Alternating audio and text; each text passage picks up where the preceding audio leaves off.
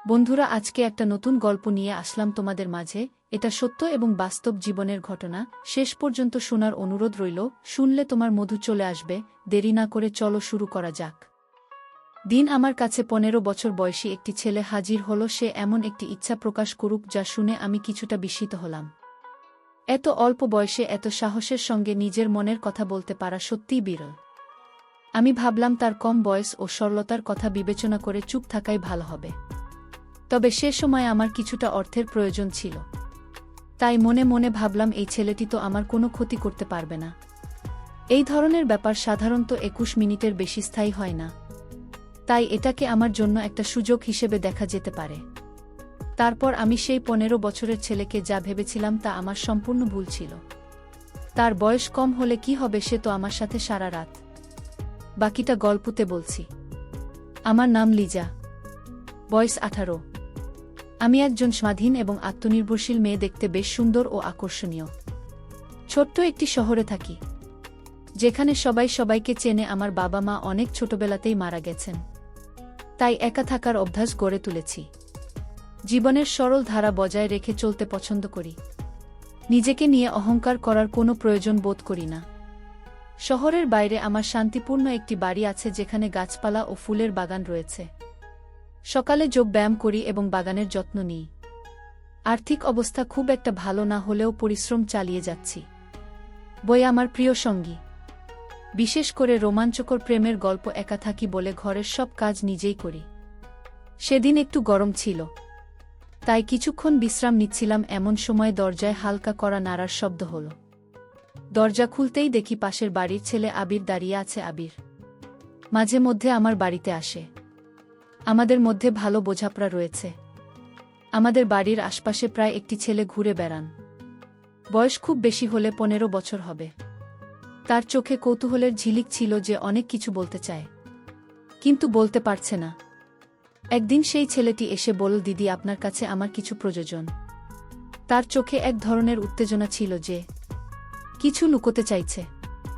আমি তাকে ঘরে আসতে বললাম এবং জিজ্ঞেস করলাম, তোমার কি প্রয়োজন? ঘরে ঢোকার পর তার চোখে কিছুটা অদ্ভুত ঝিলিক লক্ষ্য করলাম।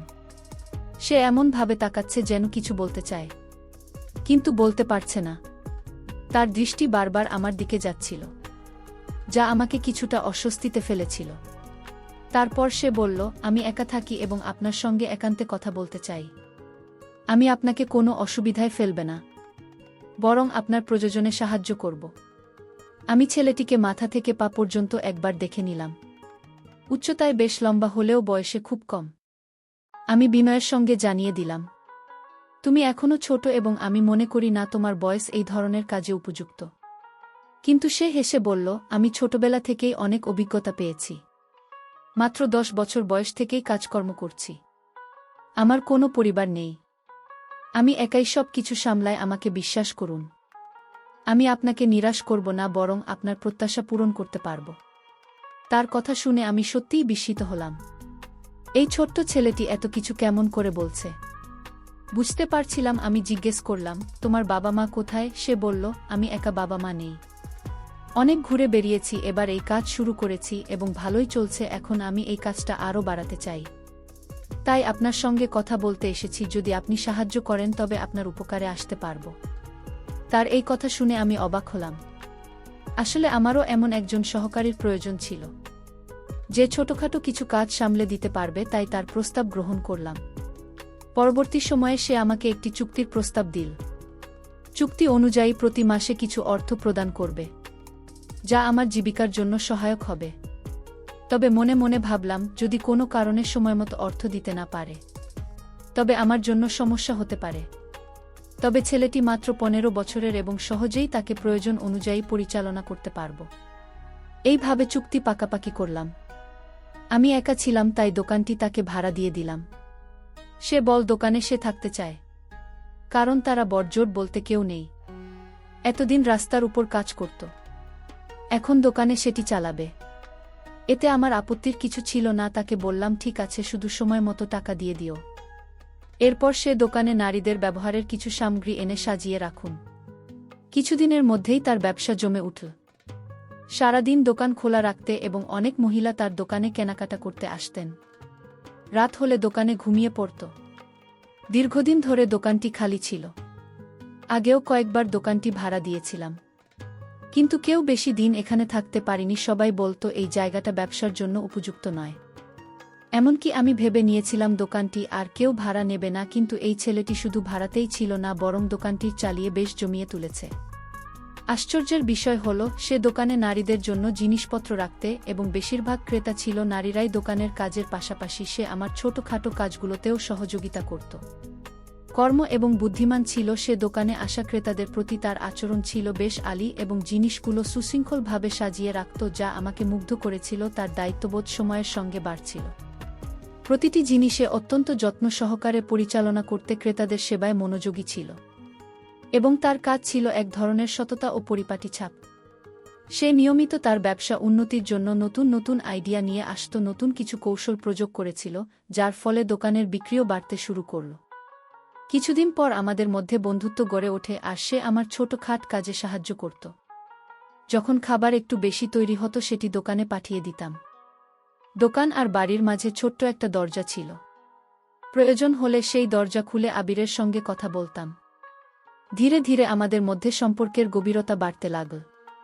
আমি নিজেও একাকী ছিলাম, তাই আবিরের সঙ্গে পেয়ে অনেকটাই ভাল লাগছিল। আসলে আমার কোনো সন্তান ছিল না, আর আমার স্বামী সুরেশ গুরুতর অসুস্থ ছিলেন। সংসার চালানো আমার জন্য কঠিন হয়ে পড়েছিল। কেউ কেউ মাঝে মাঝে সাহায্য করলেও দোকান থেকে আসা টাকাটা আমার জন্য বেশ সহযোগিতা ছিল। তাই আবিরের সঙ্গে সম্পর্কটা ঘনিষ্ঠ রাখার চেষ্টা করছিলাম, যে সে দোকান ছেড়ে না যায় এবং আমার এই ছোট্ট আয়ের উৎস বজায় থাকে। কিন্তু আমি জানতাম না যে ছেলেটিকে আমি ছোট এবং সরল মনে করেছিলাম, সে এতটাও সহজ সরল নয়। আমাদের সম্পর্কের গভীরতা বাড়তে থাকলে আমি তাকে আমার বাড়িতে আসার অনুমতি দিলাম। ছোট ছোট কাজের জন্য সে আমার বাড়িতে চলে আসত, আর বাকি সময়ে দোকানে কাটাতো আমার স্বামী সুরেশের। এতে কোনো আপত্তি ছিল না, কারণ আমার কাছে তখনও 15 বছরের একটি বাচ্চা ছিল। বরং আবিরের উপস্থিতিতে আমাদের জীবনটা অনেকটাই জীবন্ত হয়ে উঠেছিল। আগের মতো একাকিত্ব আর মনোভাব ছিল না। কিছুদিন পর ঋতু পরিবর্তনের কারণে সুরেশের স্বাস্থ্যের অবনতি হতে লাগল। আমার কাছে তাকে হাসপাতালে নেওয়ার মতো টাকাও ছিল না। একদিন এমনই এক সময় আমি কাঁদছিলাম। আবির আমাকে দেখে জানতে চাইল, তুমি কাঁদছ কেন? তাকে সব বললাম, সুরেশের অসুস্থতা, হাসপাতালের খরচের চাপ এবং আমার একাকিত্বের অনুভূতি, একজন সন্তানের অভাব আমার জীবনের শূন্যতাকে আরও বাড়িয়ে দিয়েছে। আবির আমার কথা শুনে মুচকি হেসে বলল, তাহলে সন্তান নিচ্ছেন না কেন? এতে সমস্যা কি? তার প্রশ্নে আমি লজ্জায় পড়ে গেলাম। বুঝিয়ে বললাম, সুরেশ এখনও অসুস্থ। বিবাহের শুরুতে সুরেশ ইচ্ছে ছিল না যে আমরা সন্তান নেয়ার ঝামেলায় যাই, তো সন্তান নেওয়ার প্রয়োজন অনুভব করলাম। তাহলে হঠাৎ অসুস্থতা আমাদের জীবন একেবারে পাল্টে দিয়েছিল। সুরেশ একের পর থেকে সে আর সুস্থ জীবনে ফিরতে পারেননি। ভালোবেসে বিয়ে করলেও ধীরে ধীরে সম্পর্কটি বাধ্যবাধকতার রূপ নিয়েছিল, কারণ আমার সামনে আর কোনো পথ খোলা ছিল না। আবির হয়তো আমার মুখের অভিব্যক্তি বুঝতে পারছি। সে বলল, আপনাকে চিন্তা করতে হবে না, আমি তো আপনার পাশে আছি। শীঘ্রই আপনার সব সমস্যা দূর হয়ে যাবে। আবিরের কথায় আমার মুখে হাসি ফুটে উঠল। সে এত ছোট হয়েও এত সাহসী যে প্রতিটি সমস্যার মুখোমুখি হতে পারে, আর আমি এত বছর পেরিয়ে এসেও সাহস জোগাতে পারিনি। আবির ছোটবেলায় মাত্র 7 বছর বয়সে তার বাবা মাকে হারিয়েছি, তবুও সে জীবন সংগ্রামে হার মানেনি। নিজের পথ নিজেই তৈরি করেছেন, এবং পাশাপাশি সুরেশেরও যত্ন নিতে শুরু করেছিল। আবিরের সরলতা ও সাহসিকতা আমার মন ছুঁয়ে গেল। তার কথাগুলো আমাকে কিছুটা হলেও স্বস্তি এনে দিল।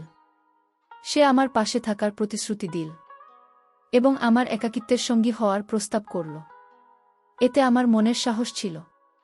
আমি বললাম, আবির, তোমার প্রতি আমি সত্যিই কৃতজ্ঞ।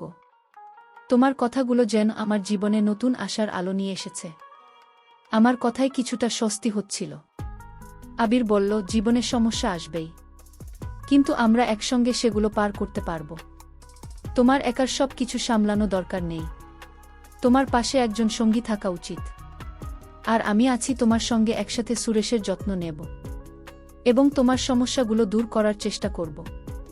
আবিরের কথায় যে আন্তরিকতা, সততা ছিল, তা আমাকে গভীরভাবে ছুঁয়ে গেল। সে নিজে অনেক কঠিন সময় পার করছে, তবুও কখনো হাল ছাড়েননি। তার দুই মনোবল আমাকে অনুপ্রাণিত করল। তার কথাগুলো আমাকে প্রশান্তি এনে দিল।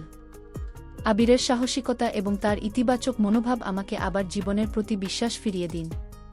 তোমার সঙ্গে আমার জন্য অনেক মূল্যবান বললাম আবিরকে।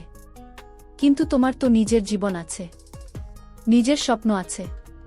তোমার এত দায়িত্ব কাঁধে নেওয়ার প্রয়োজন নেই। চিন্তা ও সম্মানের সঙ্গে আমি শান্তভাবে উত্তর দিল। আমি অনেক কিছু হারিয়েছি।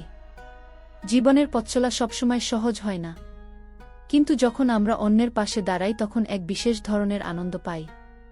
সুরেশের যত্ন নেওয়া আমার কাছে একটি দায়িত্ব, কারণ আমি জানি তিনি তোমার জীবনে কতটা গুরুত্বপূর্ণ। তার কথাগুলো শুনে আমি এক মুহূর্তের জন্য থমকে গেলাম। ভাবতে লাগলাম, কেউ কি সত্যিই এতটা নিঃস্বার্থভাবে সাহায্য করতে পারে? তবে এসব চিন্তা বাদ দিলাম।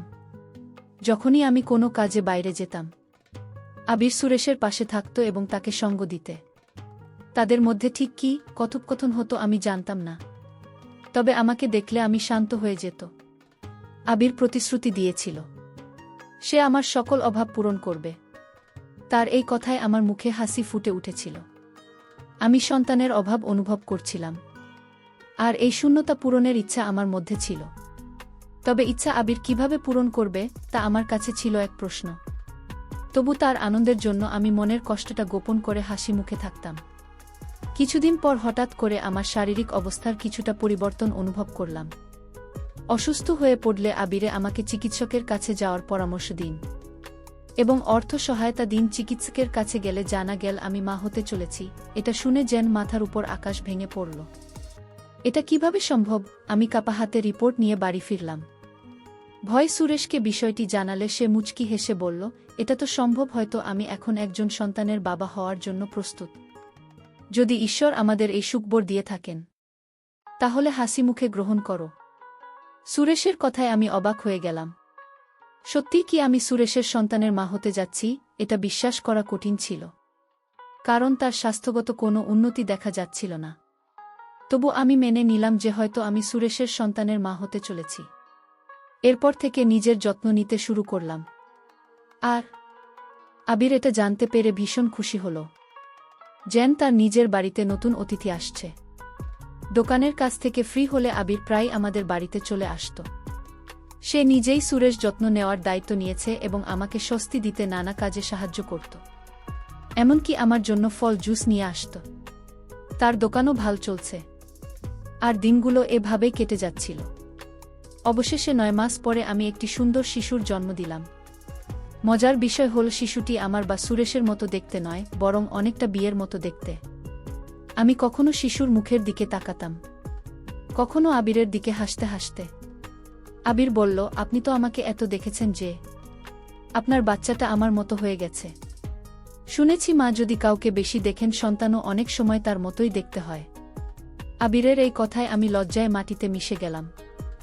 এত কম বয়সে তার এসব বিষয় জানা দেখে আমি অবাক হলাম। আমার কোলের সন্তান আশায় আনন্দে আমার মন ভরে উঠল। বাড়িতে ফিরে মনে হচ্ছে জীবন যেন নতুন করে বেঁচে উঠেছে।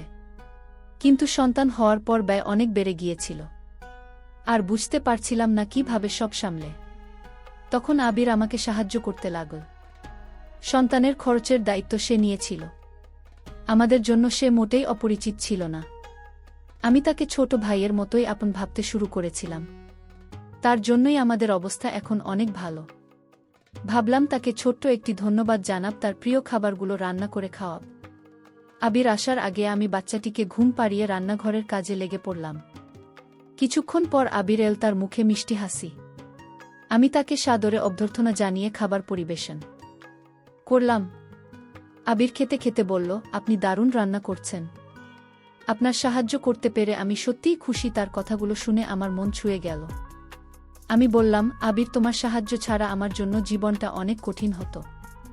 সে বিনয়ের সাথে বলল, আমি যতদিন আছি আপনার কোনো অভাব হবে না। তার কথাগুলো আমাকে আরও আশ্বস্ত করুন। আবিরের সাহস ও সমর্থন আমাকে ও আমার সন্তানকে এক নতুন শক্তি দিল। সময় সাথে সাথে আমার ছেলের সাথে আমার জীবনে একটা স্বাভাবিকতা চলে এল। যদিও আবিরের সাহায্য সবসময় অমূল্য ছিল, তবু আমি নিজেই নিজের পায়ে দাঁড়ানোর চেষ্টাও করেছিলাম। কিছুদিন পর যখন আমার সন্তান 6 মাস বয়সে পৌঁছান, হঠাৎ জানতে পারলাম আমি আবার মা হতে চলেছি। এক মুহূর্তের জন্য অবাক হয়ে গেলাম। এত দ্রুত আমি আবার মা হতে যাচ্ছি। আমার মনে এক ধরনের আতঙ্ক জন্মালেই নতুন সন্তানের দায়িত্ব কিভাবে পালন করব। আমার প্রথম সন্তান তো এখনও ছোট, আর সুরেশের দায়িত্ব আমাকে পালন করতে হচ্ছে। আমার চিন্তা দেখে সুরেশ বলল, ঈশ্বর আবারও আমাদের আশীর্বাদ দিতে চলেছেন। এতে ভয় পাওয়ার কিছু নেই।